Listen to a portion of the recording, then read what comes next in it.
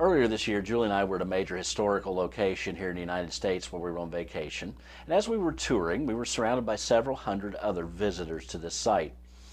While we were there, suddenly we began hearing an emergency alert tone going off on everybody's cell phone all around us. It was an Amber Alert, and we were very happy to later learn that that alert had a great outcome. But what interested me most was how most people in the crowd completely ignored the warning. Most people didn't bother to pull out their cell phones and see what the alert was. You know, Jesus talks about the danger of hearing and not responding properly. Let's also talk about that in today's Recharge video.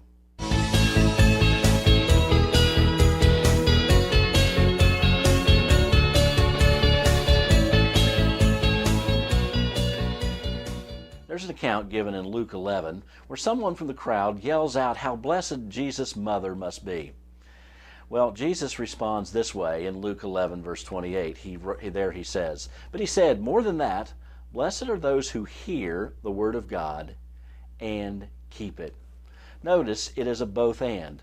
We need to hear the word of God, and then we need to keep it. In essence, obey it, practice it, do it. You know, if we just hear and don't practice it, we know how limited a value that is. Or if we just try to act on our own without really listening to His Word, how that can cause us to spin out in a direction that we really shouldn't go. Yes, we need both. We need hearing ears, and we need wills that are bent to His, and a desire to do what He tells us to do. For a moment of reflection today, and maybe a bit of challenge to each one of us, it might do us well to consider, how are we doing in both of those categories? Are we really in a place where we are listening to the Word of God? Are we participating in its teaching, in its discussion? Are we getting into it individually, regularly? If not, let me encourage you to turn up the volume of your listening. And how are we doing in putting it into practice in our lives?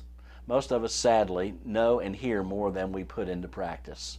Maybe that's what we need to focus on.